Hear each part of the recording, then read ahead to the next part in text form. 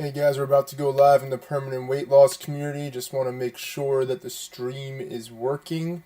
Facebook video is always kind of funny about this, so we're going to get into it in just a couple of minutes, so just bear with me here. Obviously, you're watching this on my YouTube channel. It's being simulcast on my podcast as well on iTunes, SoundCloud, and Stitcher. I apologize for not really making too many videos. If you hadn't really heard, I've moved in the last couple of weeks, and my girlfriend just got her MRI results back yesterday. She had severely sprained her ankle. She actually fully tore a ligament in the back of her ankle, so that requires 4 months in a pretty restrictive walking boot, another 8 weeks in kind of like an air cast, and then if all of that goes well, then she starts physical therapy. When it comes to soft tissue injuries like that, often those are worse in terms of the amount of time it takes to recover than a fracture. Like a fracture could be back in 3 to 6 weeks, but when it's soft tissue, it could take several months, and unfortunately she has a grade 3 sprain. It's a torn ligament, and yeah, it's just not fun. So the move was a little rougher than I expected. A little more was on me, but that's okay.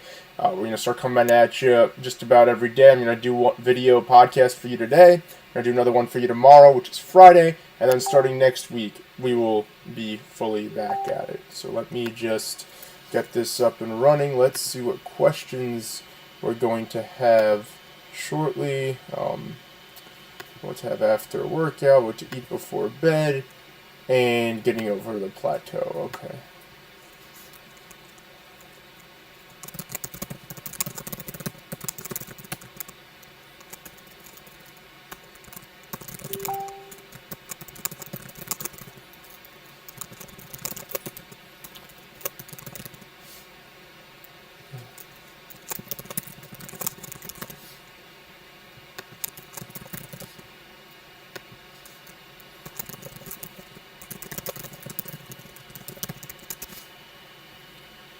Alright, we're gonna go live. 3, 2, 1.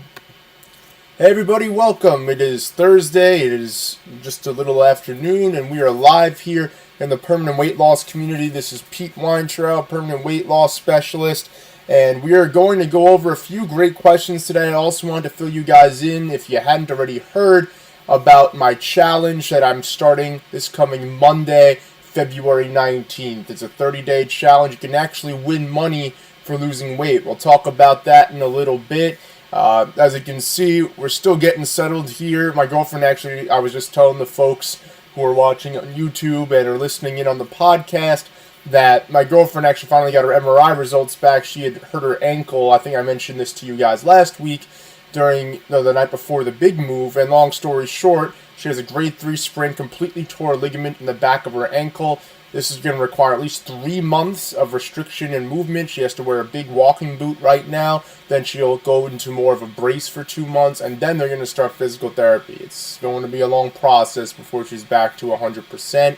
So we're going to be doing a lot of stuff this weekend, but that's why I'm doing this on a recliner in the middle of my living room, and you can see a mirror behind me that we've yet to mount. You know, things are a little disarray still. But anyway, 3 great questions today from BJ, and I'm going to fill you in on what those are. So for starters, BJ's first question: is there a difference in what I should be consuming after a weightlifting workout versus a cardio-heavy workout like Insanity? What would be optimal? And then I made sure, that he worked out faster in the morning. I remember that he told me that in the past. He said, yeah, he rolls out of bed, works out, and he has some lemon water to hydrate, but that's pretty much it. All right. So in terms of that, yeah, definitely you want to stick with different nutritional requirements afterwards. So the first thing, BJ, and for anyone who's interested in the answer to this question, is whether or not you're practicing intermittent fasting. Now, when you're doing more of a resistance training workout, that involves some post-workout nutrition, usually within 60 minutes. And the reason for that is if you work out your muscles hard, you lift a lot of weights, you go through a big workout like that, and then you don't have anything to adequately replenish both your muscle glycogen. Often that comes from the source of carbs. You can have healthy carbs, but that comes in the source of carbs, and also having some protein in there to help your muscles to rebuild themselves, then you're not going to be in good shape. So BJ, after a weightlifting session, I'd recommend having either a meal that's high in protein, and you can have half a cup of starchy carbs, whether that's potatoes, beans. You can also even do some high glycemic fruits in there as well. So you can either have a breakfast, or if you're not really that hungry in the morning afterwards, you can have a protein shake with some high glycemic fruits like a banana in there, and that'll help get some nutrition in you to help your body recover. And that's one of the few times for folks who like to lift weights that I would recommend you actually have a protein shake and you have some high glycemic carbs or starchy carbs, because your body needs that, again, to replenish your muscle glycogen. That's your energy stores in your muscle, and also enables your muscles to repair themselves. That's what the protein and the protein powder is for. So that's what I would do, BJ, after you do a weightlifting style workout. Now, when it comes to nutrition, after more of like an interval training, insanity, high intensity interval training style workout, I would actually recommend you stay in a fasted state. I personally do this 3 days a week. I have a client and we meet at a gym, and they have a very strict no trainer policy. So I have to blend in and make it look like we're workout partners instead of me being her trainer. Now, obviously, I'm not just her trainer. I'm a permanent weight loss specialist. We do nutrition as well. Obviously, she hasn't had too many mindset issues, but if that ever does present itself, we do discuss that as well. Make sure that whatever's going on upstairs is not interfering with what she needs to do physically. But I work out with her 3 days a week, so 3 of my workouts each week are high-intensity interval training workouts. I do use some weights, but they're not heavy whatsoever. It's more just adding a little bit of resistance, adding, both in terms of weight as well as just making things a little more difficult. And I stay in a fasted state afterwards. So usually I do practice intermittent fasting. I don't do it every single day, but 5 or 6 days a week I do. And to review, for those of you who may be new to the group or haven't really internalized what intermittent fasting is basically a practice where you fast or you don't eat for 16 hours, and then you eat all of your meals and snacks and everything within an 8-hour window. And fasting, both intermittent and then even slightly longer term, like even going on like a 3-day fast, that's been proven to really help your body go through a process called autophagy, where it gets rid of toxins and quote-unquote bad cells that can either develop into something that's cancerous or just lead to other unhealthy conditions, and it kind of regenerates your body. Obviously, you don't want to starve yourself to death, so that's why I do intermittent fasting, because it has very comparable benefits to fasting for 3 days straight. I'd rather not go even a day without eating, but I can make it 16 hours. You can too. So anyway, on those days, BJ, I'd probably practice intermittent fasting. So you're going to want to fast for about 16 hours before opening your feeding window. And usually for me, I work out with my client 3 days a week at 8 in the morning, and I'm usually not eating until 12, 1 o'clock. So there's a 3, 4, even sometimes 5-hour window after we're done where I'm not eating still, and that goes on at least 16 hours. Sometimes it creeps into 17, 18 hours, and it's worked really well for me. Like, I've been doing that consistently with her. I'm starting 2-a-days because my softball season starts up in like a month and a half, or actually a couple of months, and we're starting a throwing program and all this, and I gotta tell you, like, the results are sick.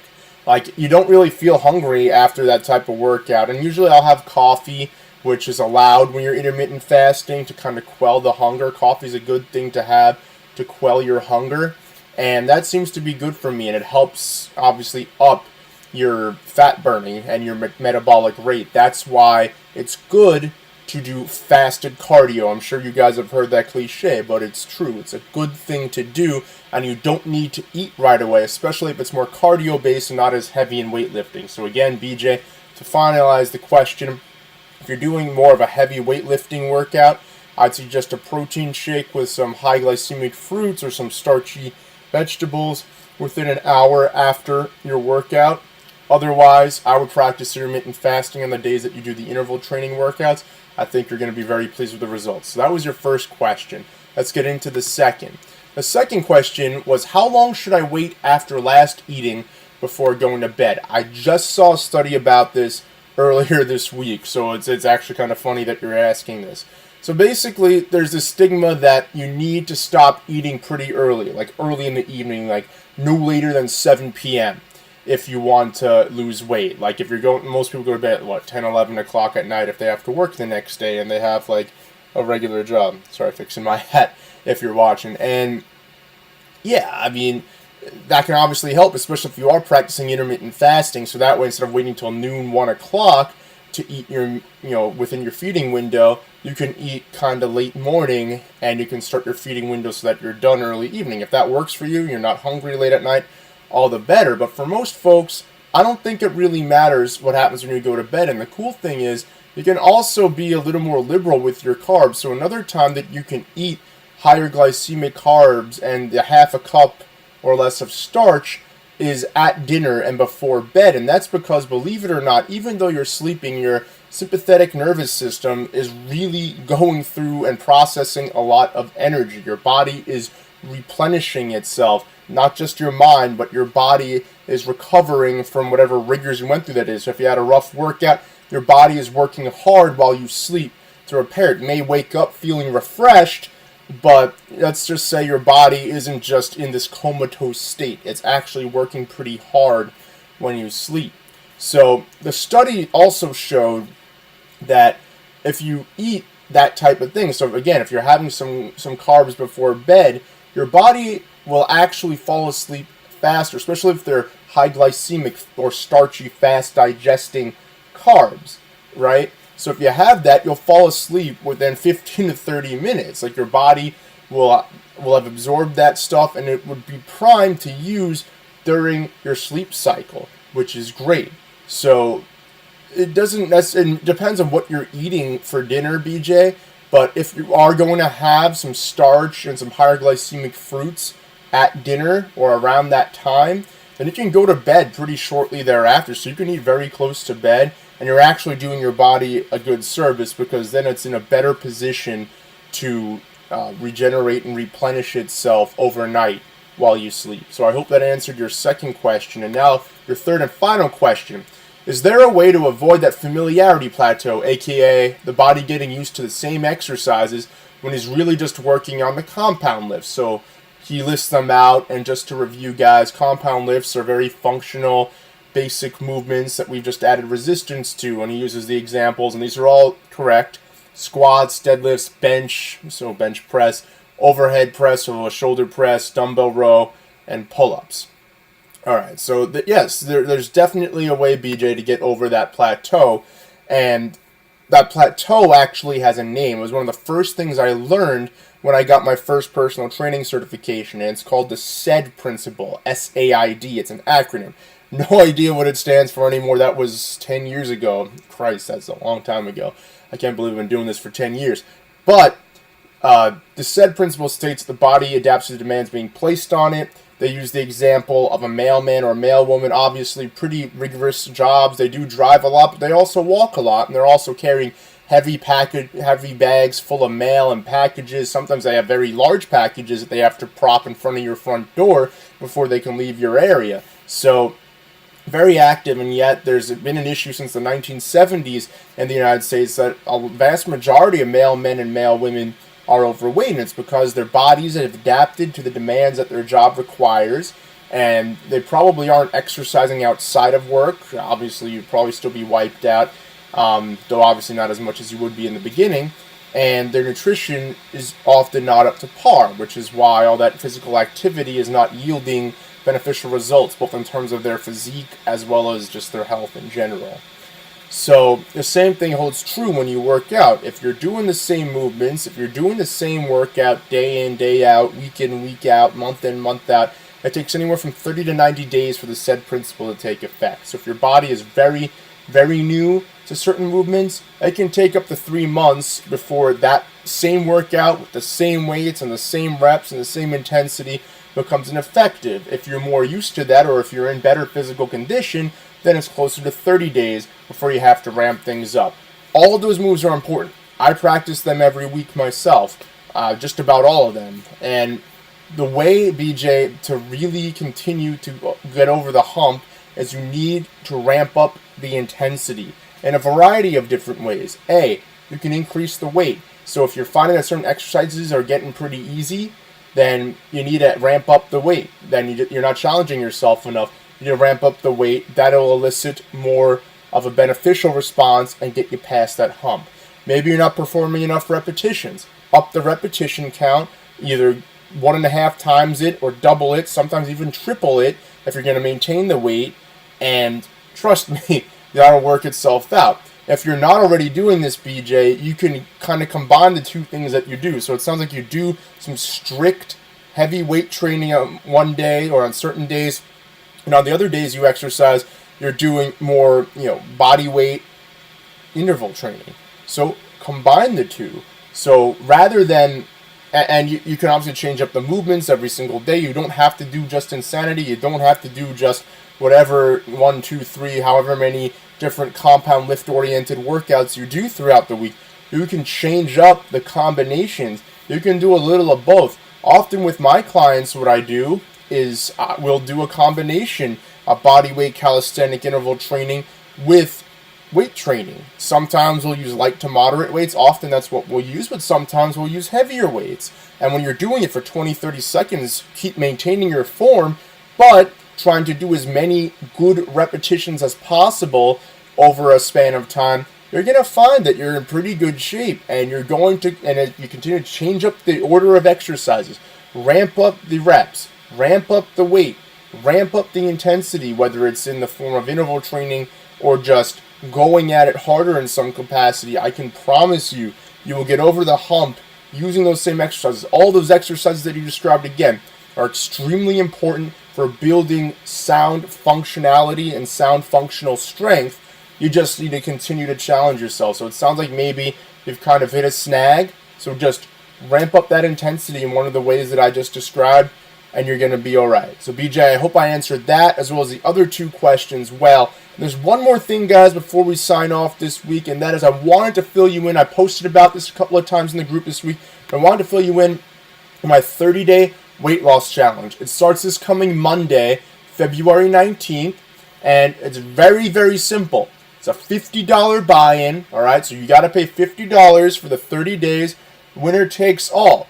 And the cool thing about it, and I'll put the link in the comments below after we're done with this video, but basically what this challenge gives you is all my nutrition materials, which is like $100 value, free. You get my food guide, and you get my healthy recipe book, and you get direct access. I am now affiliated with a food delivery service called Factor 75. So if you really don't have time to cook, everyone has time in my opinion, but if you don't have time to cook, and sometimes I get lazy or I make excuses and I don't, so rather than leaving yourself susceptible to eating junk food or eating something that's not great, I have 4 meals delivered each week from Factor 75. So on certain days, like Tuesdays and Fridays are crazy for me. I don't get home, I leave super early and I get home super late at night. It's a lot easier to put this in the oven, heat it up, and eat it than it is to prep a meal after I've been on the go for 14 to 16 hours that day. So it's a great thing to have, and I'll include that for folks who sign up. Also, I'm going to give you a 30-day free fitness program on my fitness app, and this fitness app is used for my private clients. So nobody has access to it. If you can find it in the App Store if you have an iPhone or if you have a Droid, but you're not going to have access to anything because you're not a client, and I don't give anybody who's not a client access to this app. You can download it and you can open it, but you're not going to see anything. It's literally just going to have my logo, and that's it. So you're going to get a free 30-day program. It's going to hold you accountable too. So I'm going to assign different things on different days, and if you don't do what you're supposed to do starting next Monday and going forward, then guess what? You're going to hear from me, and you're going to hear from the app, one or the other, and that's going to hold you accountable. And on top of that, we're going to obviously have a weekly weigh-in, weekly progress track of inches lost. And basically, it's a person who loses the highest percentage of their body weight. So it's not necessarily the most pounds lost, because let's face it, anybody entering this challenge is at various points. They have a varying degree of weight to lose, and everybody's body is different. So some people are going to lose maybe double or triple the weight over the 30 days than you are. But if you weigh less than them initially, and you lose 10 pounds and they lose 30, you may still lose a higher percentage of your body weight. So that's how we're going to go about anointing the winner. There's no set to how much you can win. I'm going to announce on Monday, February 19th, when the challenge starts, how many people are involved, and thus it's $50 times that number of people, and you'll be eligible to win all that money. I'm not keeping any of it. So if it's $200, you're going to get $200. If it's $1,000, you're going to get $1,000. If it's more than that or less than that, anywhere in between, you're going to get that. So that's something to keep in mind, guys. It's definitely something to keep you motivated and get you ready. And look, spring break here in the United States is next week. It's February. It's really not spring, but it's coming up. So there are people who are going away on vacations. They want to get ready for this beach season, which I really hate those rationales. But obviously, if that gets you going and then you can continue it, great. Or if you're just looking to make a healthy, sustainable, permanent change, you're not sure how I work, you're not sure if you want to work with me or not on a private capacity or in a group capacity, that's fine. You'll get a 30-day taste of me for free. You're putting in $50, and it's not paying me in any way, shape, or form. Again, it's just going, all that money, 50 times however many people, is going to go to the winner at the end of the 30 days, all right?